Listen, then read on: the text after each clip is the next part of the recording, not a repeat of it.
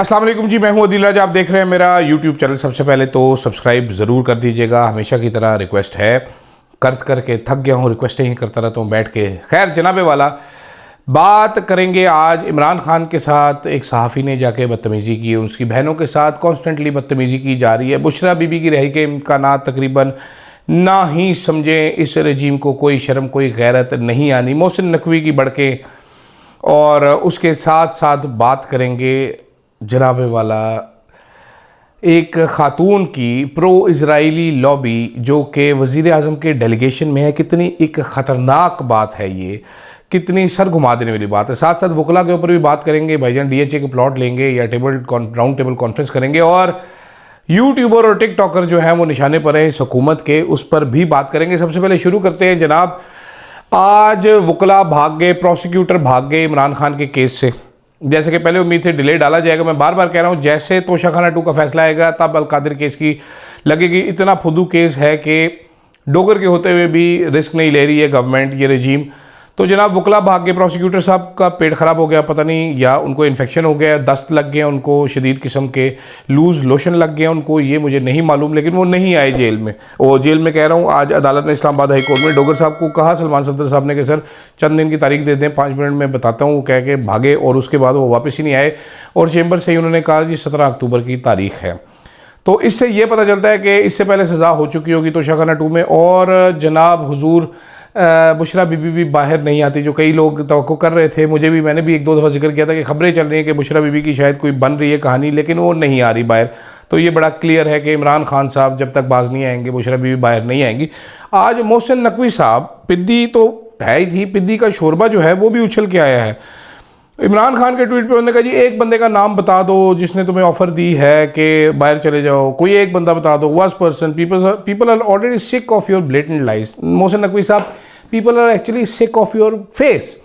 लोग तंग आ गए हैं देख देख के। आप लोग जो हैं लोगों की मुश्किलात की शक्ल हैं। आप you represent everything that is wrong in this country. You represent thing that is destroying this country. Actually माजरत के साथ बुरा ना मनाइएगा, क्रिकेट का जो आपने हाल किया है वो सबको मालूम है। इतने आप, वो क्या एक लफ्ज़ होता है, नैश है, बर्बाद करके रख दिया आपने पाकिस्तान की क्रिकेट। वो टीम जो कभी प्राइड होती थी, अब लोग मैच नहीं देखते, उनको पता है रिजल्ट क्या आना है। साया मयूब जैसे फुदू को, जो 4 मैचों में अंडा लेकर आउट हो चुका है, हारिस रऊफ़ जैसे फुदू को डाला हुआ है। अब माजरत के साथ जो काम के प्लेयर थे उनको निकाल दिया है। तो इस तरह तो होता है, इस तरह के कामों में सहाफ़ी भेजे जा रहे हैं। जनाब अलीमा खान की प्रेस कॉन्फ्रेंस डिस्टर्ब करने के लिए 4 टाउट लगा दिए। आज वो एक GTV का सहाफ़ी है। पहले भी आपको एक बताता चलूँ कि GTV या GNN का सहाफ़ी है। पहले GTV का एक सहाफ़ी था जिसने इमरान खान साहब के खिलाफ कंप्लेंट कराई थी। आज GNN का एक बाबा जी को भेज दिया गया, वो बदतमीज़ियाँ कर रहे थे। उन्होंने कल ट्रायल के दौरान इमरान खान से जेल ट्रायल में बदतमीज़ियाँ की, तू मैं करते रहे इमरान खान से। तुम्हारा क्या काम है यार? पूरी ज़िंदगी बूढ़े हो गए हो तुम, जलील होते रहे हो इधर, अब तुम टाउटी कर रहे हो चंद पैसों के लिए। तो ये काम हो रहा है इस टाइम रजीम के, ये हालात है। उनको अब कुछ समझ नहीं आ रही। मुझे जो समझ आ रही, इस हुकूमत को कुछ का कंडा समझ नहीं आ रहा कि करना क्या, इस बंदे का क्या करे। नहीं डरता तो क्या करे? जब एक बंदा नहीं डरता, आप उसका क्या ही कर लेंगे? उसको जेल में डाला हुआ, इससे ज़्यादा आप क्या कर सकते थे? ठीक है, हर आपने तरीका आजमा लिया डराने का। उसकी बीवी को जेल में डाल दिया, वो नहीं डर रहा, बीवी को जेल में रखेंगे। ये भूल जाएं कि इस सब का मकाफात नहीं होगा। आज नहीं होगा कल होगा, कल नहीं होगा परसों होगा, होगा ज़रूर। सबको हिसाब ज़रूर देना पड़ेगा, और हिसाब आप देंगे तो फिर आप 8-8 12-12 आंसू रोएंगे भी। दूसरी तरफ आज वकला की गोल मेज़ कॉन्फ्रेंस हुई इस्लामाबाद में। पहले तो उधर पुलिस पहुंच गई, फिर खैर अल्लाह करके गोल मेज़ कॉन्फ्रेंस शुरू हो गई। बाबे उसमें वकील बैठे हुए थे। दूसरी तरफ जो बार्स हैं वकला की, जो बार्स हैं वो DHA के साथ मुआहदा कर रही हैं घर बनाने का। तो अब यह वकला तहरीक कर सकते हैं, DHA के प्लॉट ले सकते हैं। समझदार वकील एहसन भून की तरह, अगर आज़म नज़ीर तारड़ की तरह होगा तो वो प्लॉट पसंद करेगा। इस मुल्क में जो बर्बादी हुई है वकला की, जो अदलिया के निज़ाम की हुई है, उसमें अगर आप आज़म नज़ीर तारड़ और एहसन भून साहब का नाम नहीं लेंगे तो बड़ी ज़्यादती होगी। इन्होंने जो चंद पैसों के लिए या ओहदों के लिए जो इन्होंने अपनी सोल बेची है, अपनी रूह फ़रोख्त की है, आइन को बेचा है, वो तारीख़ में अगर जस्टिस मुनीर साहब का नाम लिखा जाएगा, काजी फ़ाइज़ साहब का, काजी फ़ाइज़ को तो साहब ही नहीं कहना चाहिए, फिट ही मुँह है मेरा, काजी फ़ाइज़ जैसे मकरू आदमी का नाम लिखा जाएगा, वहाँ पर उसी लाइन में डोगर साहब का नाम भी होगा, उसी लाइन में एहसन भून साहब का नाम होगा, उसी लाइन में आज़म नज़ीर तारड़ साहब का भी नाम होगा। ये सब इंसाफ फ़रोश गर्दाने जाएंगे और ये बात ख़त्म नहीं होगी जैसे मीर जाफ़र और मीर सादिक सदियों तक भुलाए नहीं जा सके, वैसे भी ये नाम बड़े लंबा अरसा चलेंगे। ऐसी भी कोई बात नहीं कि इस कौम की मेमोरी बड़ी छोटी है, मेमोरी बड़ी लंबी चलेगी। तो वकला क्या ही कर लेंगे। सदीक जान साहब वहाँ पर मौजूद थे, उन्होंने बड़ी एक तकरीर झाड़ी है। उन्होंने बताया कि आजकल लोग सेक्टर कमांडर को ढूंढते हैं कि सेक्टर कमांडर हो तो हमारा मुकदमा जल्दी लग जाएगा और फैसला हमारे हक में आ जाएगा। ऐसी ही बात आज जस्टिस तारिक जहांगीरी साहब ने भी की थी। उन्होंने कहा था मैं सेक्टर कमांडर का हुक्म नहीं मानता तो इसलिए मेरे साथ ये किया जा रहा है। कभी इम्कान है कि तारिक जहांगीरी साहब को भड़का दिया जाएगा, उनको फारिग कर दिया जाएगा अपने ओहदे से, अपने इस नौकरी से, क्योंकि अब ठान लिया, इस रजीम ने ये ठान लिया है तो फिर यही होगा। और क्या होगा जनाब, आपको मालूम ही है ये तगड़ी रजीम है, ये कुछ भी कर सकती है। ये सिर्फ आवाम की फलाह और बहबूद नहीं कर सकती, ये आवाम के लिए कुछ नहीं कर सकती। हमारी बिजली का बिल नहीं सस्ता कर सकती, ये हमें गैस का बिल नहीं सस्ता कर सकती, ये टैक्सों में हमें रिलीफ नहीं दे सकती। ये 100 रुपया फ़ी लीटर पेट्रोलियम के ऊपर टैक्स ले सकती है, लेकिन हमें उसमें से 50 रुपये का रिलीफ नहीं दे सकती, जिससे महंगाई कभी तौर पर ज़्यादा नीचे आने का इम्कान है। बिजली के बिलों में जो रिलीफ बनता है हमारा, ये खा सकती है, इसके अलावा ये कुछ नहीं कर सकती। आगे चलते हैं जनाबे वाला। इसी रिलीफ से मुझे याद आया, अब हमारी हुकूमत जो है, आज एक बड़े साहब हैं, टाउट साहब हैं, उन्होंने ऐलान किया कि एफबीआर आ रहा है तेज़ी के साथ। एफबीआर ने एक लाइफस्टाइल मॉनिटरिंग यूनिट बनाया है। ये सोशल मीडिया पर देखेगा और ये इधर उधर देखेगा, लोगों का लाइफस्टाइल मैच करता है उनके टैक्स के साथ, तो फिर उनको पकड़ लेगा, उनको जकड़ लेगा। वो गोविंदा की एक बड़ी पुरानी फिल्म है, मुझे पता नहीं क्यों बार बार उसका डायलॉग याद आ जाता होता है कि डॉक्टर ने पकड़ा, नर्स ने जकड़ा, जकड़ के मुझको गिरा लिया। तो ये डॉक्टर और नर्स पकड़ के जकड़ लेंगे और गिरा लेंगे हम लोगों को। ये देखेगा जी टिकटॉकरों को, ये देखेगा जी यूट्यूबर्स को कि इनका लाइफस्टाइल कैसे, ये टैक्स देते हैं कि नहीं देते, और फिर हम इनको पकड़ लेंगे, इनको जकड़ लेंगे, इनकी हिप्पी पे टीका लगा देंगे टैक्स का और इनसे पैसा निकलवा लेंगे। पैसा नहीं देंगे तो इनकी नासों में उंगल डाल देंगे, इनकी आंखों में उंगल डाल देंगे। मेरा मशवरा है लंगड़ियाल साहब को, लंगड़ियाल साहब बहुत अच्छे अजीम अफसर हैं, लंगड़ियाल साहब बहुत अजमत का कुतुब मीनार है। लंगड़ियाल साहब अपनी लाइफस्टाइल मॉनिटरिंग टीम को भेजें आप सबसे पहले जनाब पार्लियामेंट हाउस। वहाँ पर इन्होंने अंदर भी नहीं जाना, इन्होंने उसकी पार्किंग में बैठ जाना है। वहाँ पर जो गाड़ियाँ आएंगी आप उनके नंबर नोट कीजिए कि ये कौन आ रहा है। मिसाल के तौर पर एक छोटा सा बच्चा है जमाल रेसानी कोयटा का, वो किस गाड़ी में आता है। शाहजैन बुगटी साहब किस गाड़ी में आते हैं। आप फैसल वाडा साहब की गाड़ियाँ देख लीजिए, उनके साथ कितनी गाड़ियाँ आती हैं। आप इसी तरह यूसुफ रज़ा गिलानी साहब की BMW पे नज़र डालें। ख्वाजा आसिफ साहब जिस आजकल क्या उसको कहते हैं जनाब, हाइब्रिड गाड़ी पे क्राउन पे फिर रहे हैं, वो कितने करोड़ की है, क्या उन्होंने इतना टैक्स दिया है, उस पर आते हैं, वो चेक कीजिए आप। ठीक है, आप सरदार अयाज सादिक साहब की गाड़ियों की कलेक्शन देखें, आपको अफाका होगा। जहांगीर तरीन की गाड़ी भी देखें आप। ठीक है, खुसरो बख्तियार साहब की गाड़ी ज़रूर देखनी है, हुमायूं अख्तर, हारून अख्तर की गाड़ियाँ आपने ज़रूर देखनी है। तो ये चंद नाम मैंने आपको बताया। मैं काफ़ी सारा आपको फेराकामों के जूते भी दिखा सकता हूँ, इनके रोलेक्सें आप देखें। यूसुफ रज़ा गिलानी साहब के साहबजादे की 3 करोड़ की घड़ी गुआच गई थी, गुम हो गई थी, उनका भी टैक्स देखिए। सबसे पहले तो आप यहाँ से शुरू करें। हमारी मसला क्या है?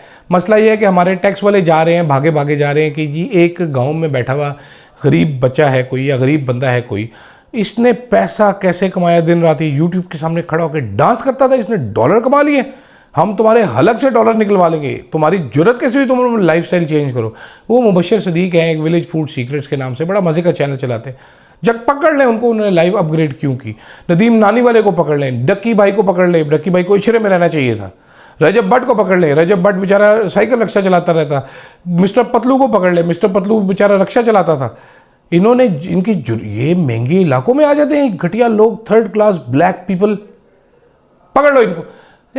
जा एफबीआर की टीम एक चौक पे खड़े कर देता हूँ, मैं आपको बताता हूँ कौसार मार्केट, वहाँ पर आप रुक जाएं, वहाँ पर आप देखिए लोग कौन कौन सी गाड़ियों में आते हैं सर। अच्छा, फिर मैं आपको एक और जगह बताता हूँ सर।